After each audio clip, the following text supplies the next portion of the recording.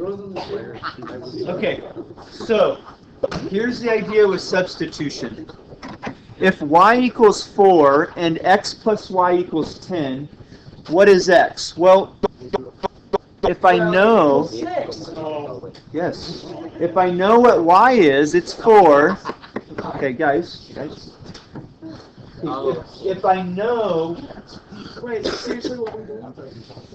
this is the beginning of it, yeah. It gets a little harder, but the idea is if you know a number, guys, if you know a number to plug in for one of the two letters in the equation, you can find the other letter, right? So that's what we've been doing all along. You subtract 4 from each side, or just do it mentally. What plus 4 gives me 10? So x equals 6. That is substitution. You've been doing it all year, right? You did it last year too. Now, what makes it a little bit harder is when you have an entire, what we call algebraic expression, instead of just a single number to plug in for y. Okay, y doesn't have to be just a number. It could be an equation or an expression like 3x. But the principle is the same. I'm going to take this 3x and plug it in for y right here. And I'll do that, and then I'll tell you why we're doing that. So box the 3x, put a little arrow, literally put an arrow showing that we're putting it in for y, and then rewrite the equation. So going back to last semester, anytime we plug something in for a letter, I like to put it in parentheses. So that shows that I'm substituting or plugging in 3x for y. So I have a new equation. Are you done with the that would be gracious of you to do that.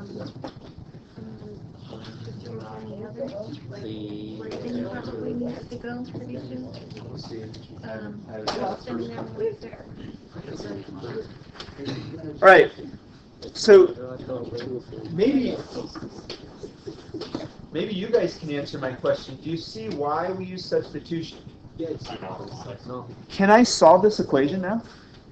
Yeah. Could I have solved this equation and gotten one single number at this stage? No, because I have two letters, and I can't solve and just get one number when I have two.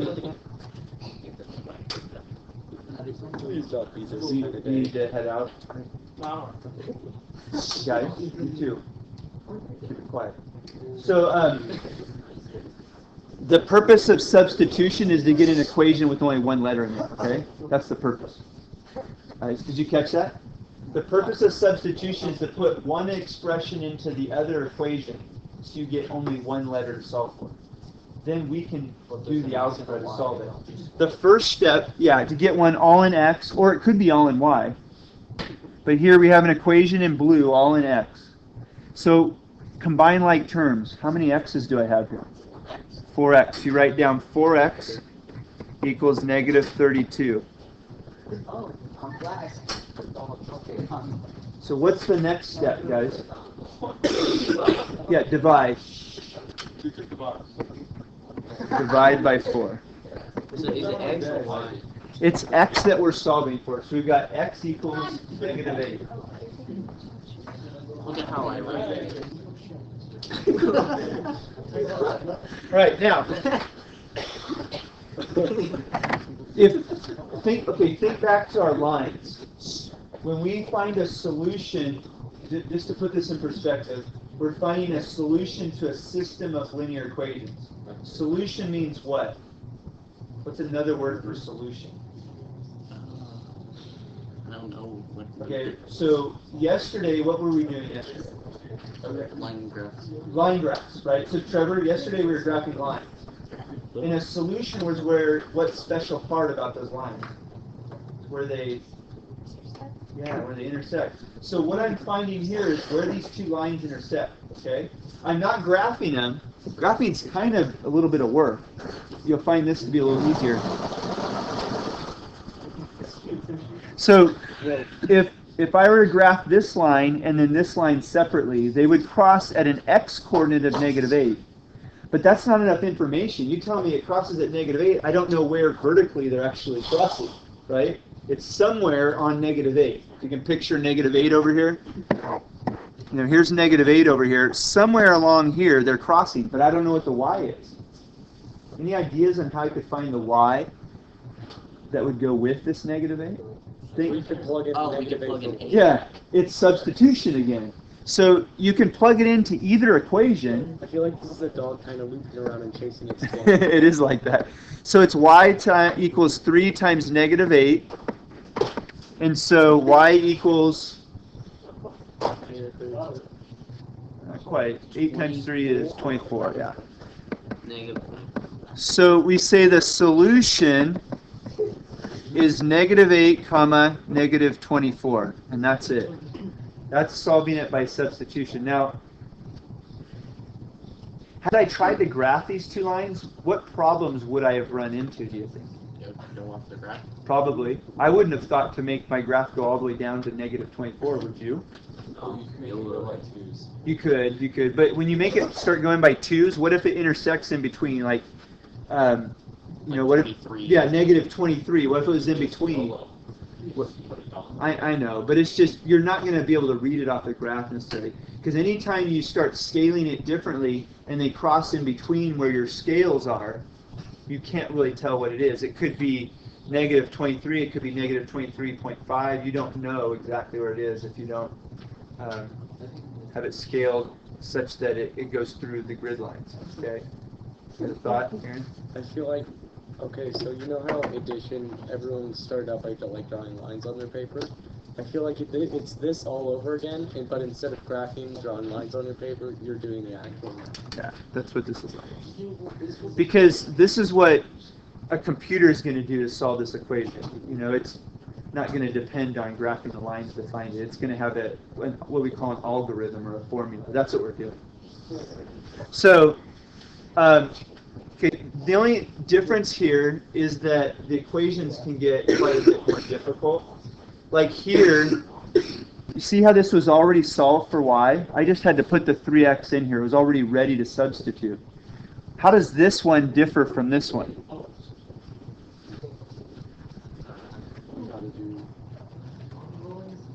Is it solved for y? No. It's solved. It's like all mixed, x's and y's, right? So what do you think we have to do before we can substitute? Cover up method. That won't work for this. Cover-up method works for graphing. What do you think we need to do with one of these equations before we can substitute? We got to make it look like this one. This one has a y equals in it. Do either of these have a y equals in it? Nope. So this goes back to yesterday's lesson again. Remember when I said you have to get it, well, you don't have to, but if the cover-up method doesn't work, if you get decimals and you're having trouble graphing it, the other option was to put it in slope-intercept form. That's what we need to do with these.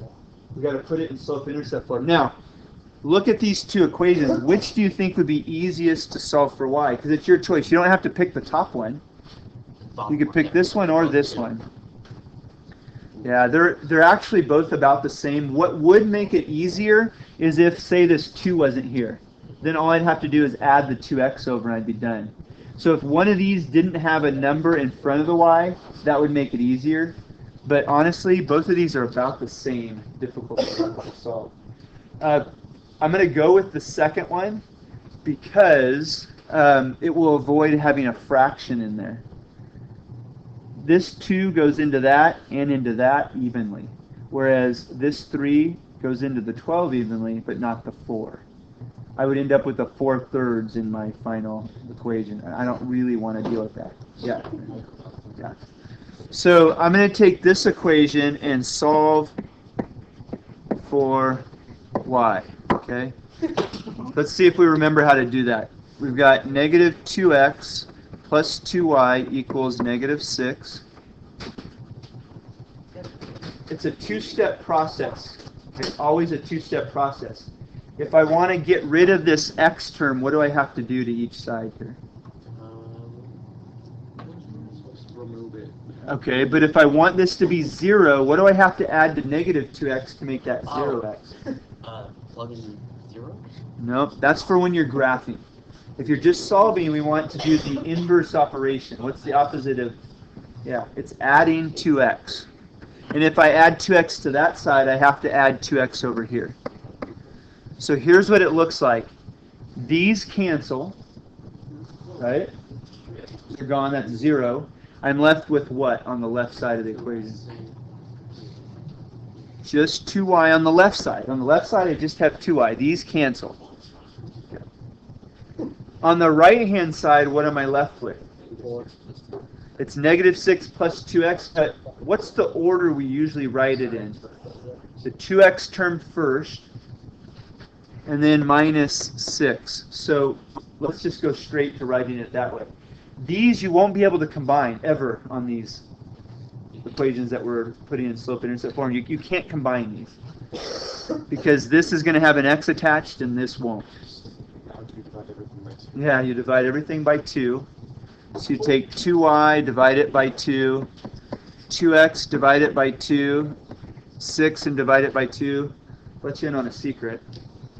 This process of being able to solve an equation like this in standard form and put it in slope-intercept form is about one of the most important processes that you learn going into advanced algebra, algebra 2.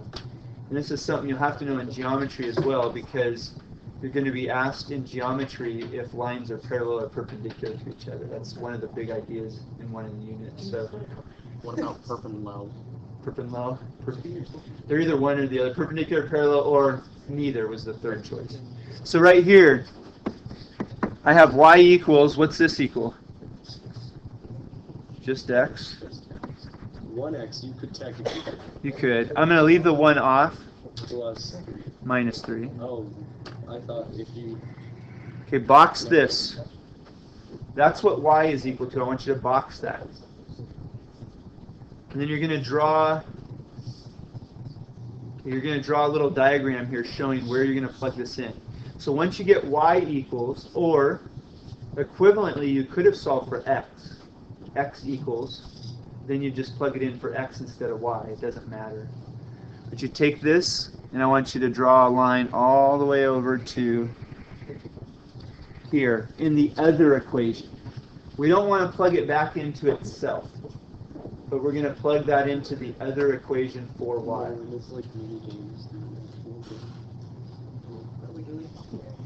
What we're doing is we're plugging in what y is equal to into y in the other equation. Okay, so draw your diagram that shows you're going to plug x minus 3 in for y over here. So it goes like this, 3, and then in parentheses, in place of y, what am I going to put? X minus 3 goes in there. Plus, and then you're going to write down the rest of the equation. Plus 4x equals 12. And so here's what we've done. We've just taken an equation that had an x and a y in it,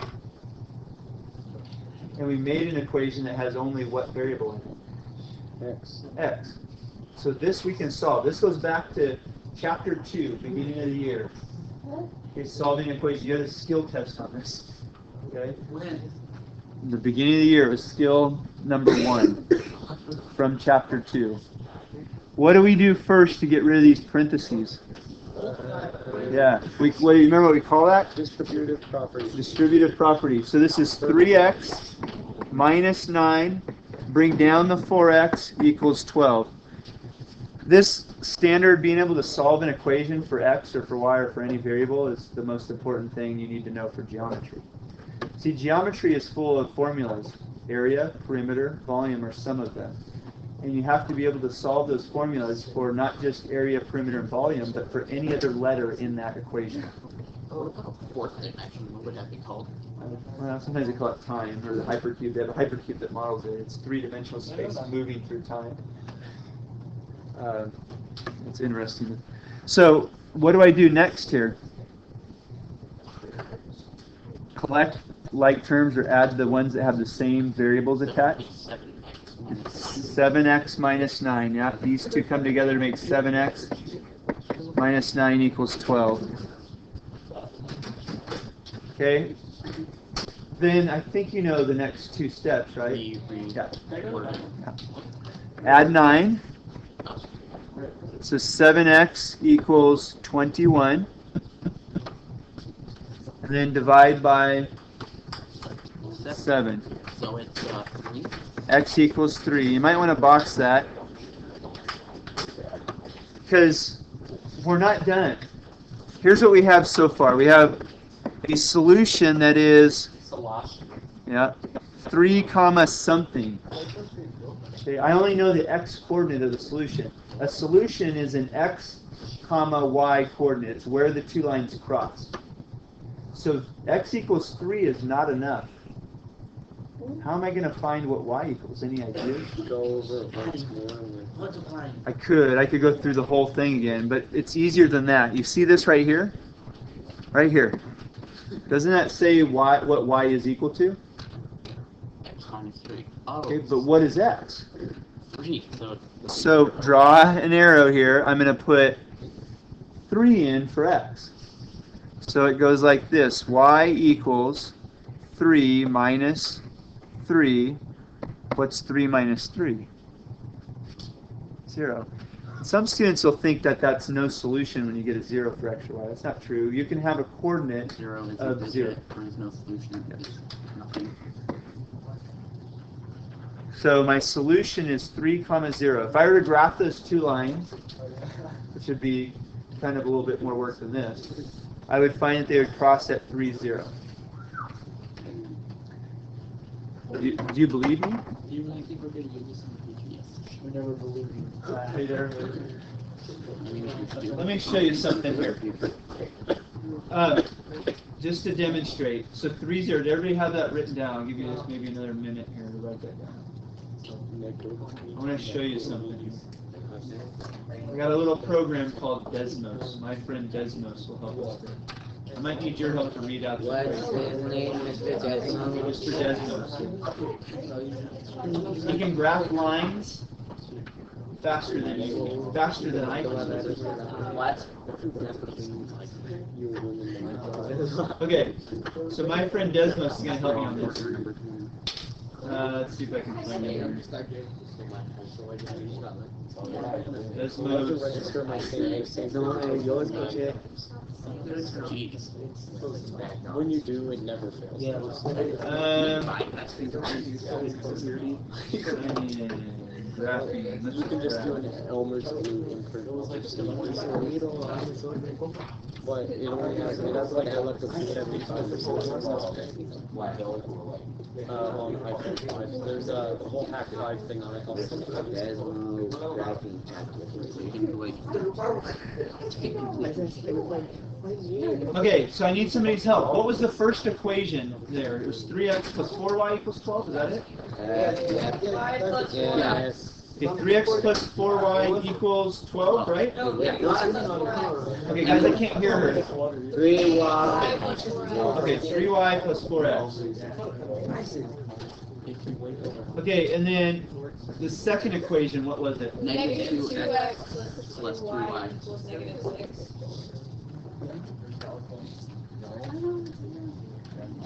Okay, so that's correct? Yeah. Okay, where are those two crossing? 3, 0. Okay, do you see what we just did? Do you guys see the connection? Yes. Okay, what we just did is what we were doing by graphing. Okay, that's it. So, but for us to graph these, we would have had to do either x-y intercepts, right? Or put it in slope-intercept form and graph it. Okay? Desmos can do it in this form. So. All right.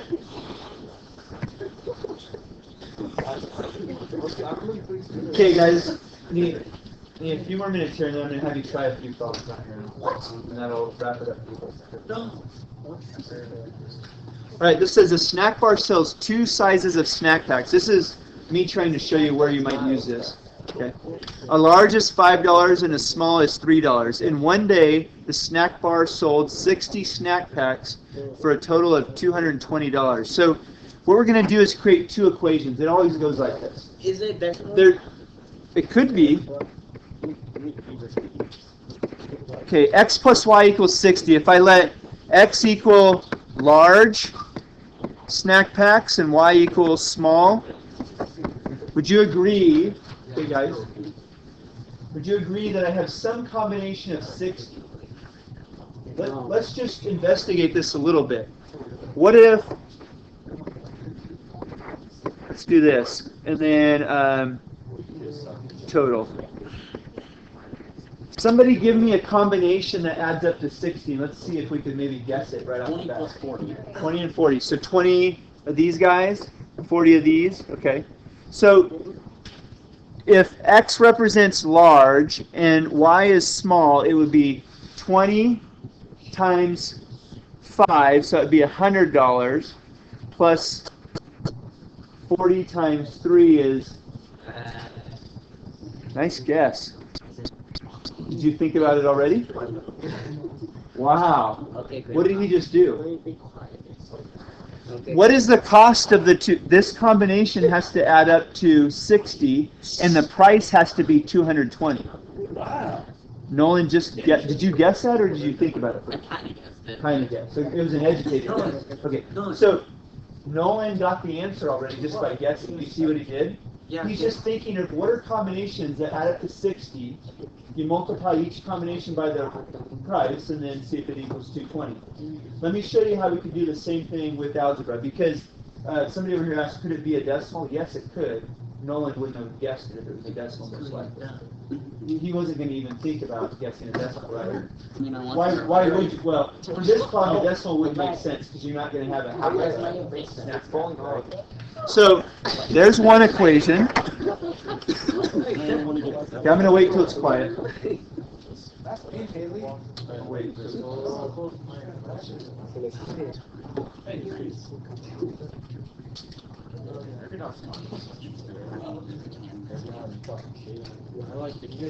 Hey guys, I've asked it to be quiet. I need it quiet so I can explain this clearly, so people can hear it and understand.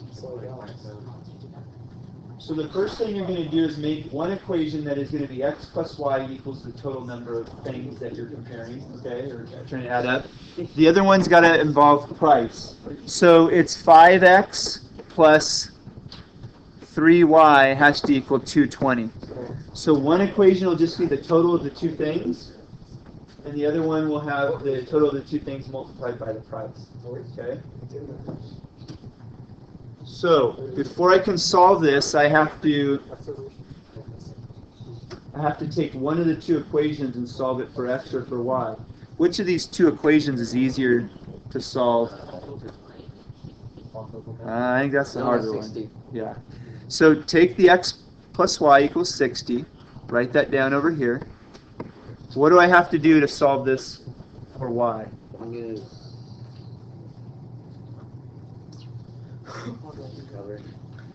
I want y to be all by itself. I wish I could get rid of x. plug in. Can't plug it in. No, subtract. Subtract it. So I have y equals, okay, but I want this in the slope-intercept form order. Negative x plus, okay, box that please. Box negative x plus 60.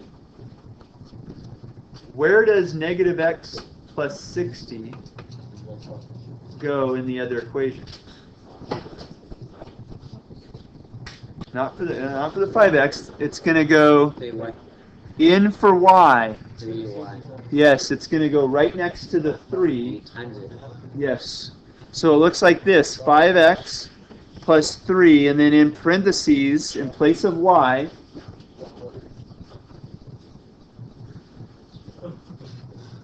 okay, in place of y, I'm going to put negative x plus 60 equals 220.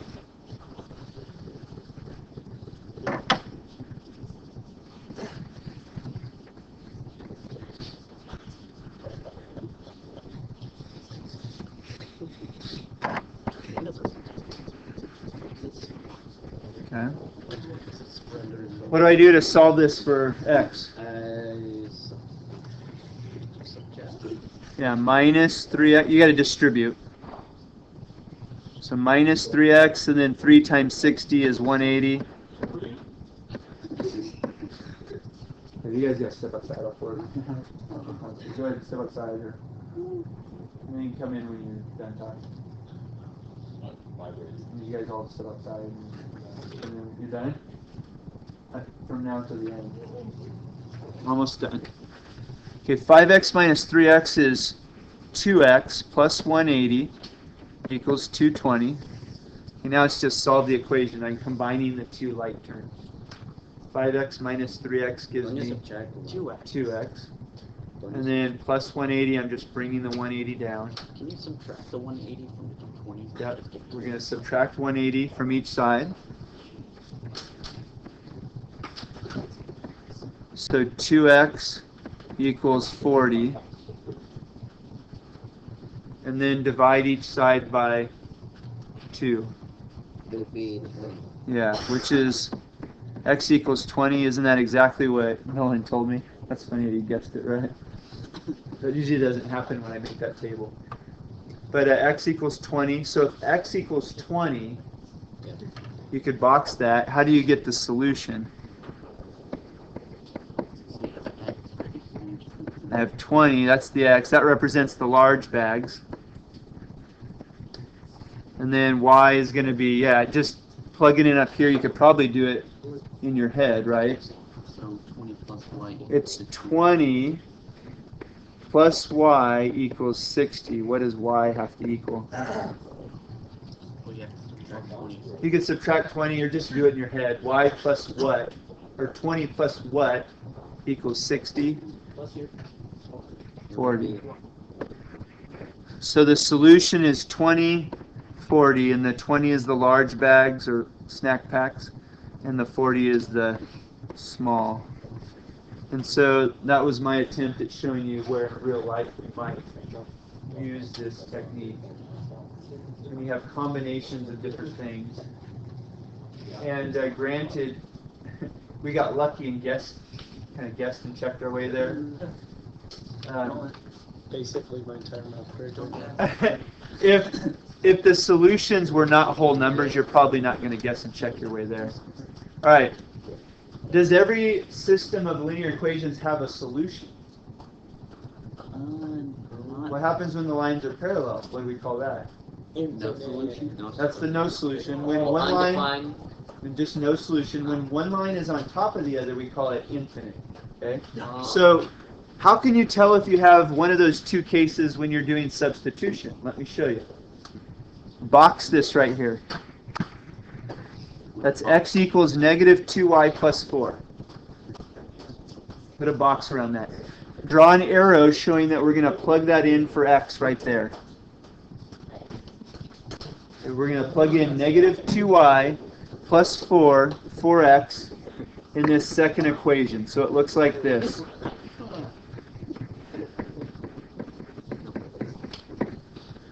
So we're going to put negative 2y plus 4 in for x. Okay, go ahead and distribute here. What's 3.5 times negative 2y? What does that equal? 7. Negative 7y, and then 3.5 times 4 is 14. Plus 7y equals 14. Now, what cancels out on the left-hand side of this equation? 7. Yep, the 7y's. 7 plus 14. Okay, I'll move. They look the same. They are the same. Does 14 equal 14? So what that means is you could have picked any number for y and plugged it in here, and it would have made this equation true. So that means there's how many different solutions? So y doesn't really matter? Yes. What you pick for y doesn't matter. Now, you pick something for y that gives me a specific x, but how many x comma y's are there that exist that would make this equation true? Infinite, yes. So this falls into the case of infinite solutions. How do you know you have infinite solutions? You get what's called a true statement no matter what. Would you agree that 14 equals 14 no matter what I plug in for y? That's a true statement no matter what I do. So that gives me infinite solutions, okay? Guess what kind of statement you get for no solutions? Nothing. Yes? Not a nothing. You get a false statement. Could you give me a false statement here? What are two numbers that are not equal? 3 and 4. Yeah, if you got 3 equals 4, that would mean there is no solution because there's nothing you could put into the equation to make 3 equals 4. Okay? So that's what this example is here. I want you to box this. Okay, box that. Everybody box the 3x minus 11. Draw an arrow showing that we're going to plug it in for y.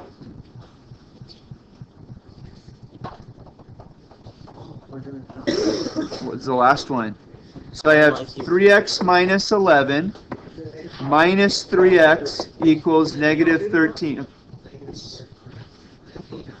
So I'm boxing 3x minus 11, showing that I'm plugging it in for y. What's 3x minus 3x equal? They cancel out, right? Yep. Makes 0x. 3x minus 3x? No. No, if they're like terms but they're opposite signs, you get 0. If you're dividing 3x by 3, you get 1x. Does negative 11 equal negative 13? No. False. So there's no solution. Negative 13. We're in trouble. Things fall. Is it like dividing by 0?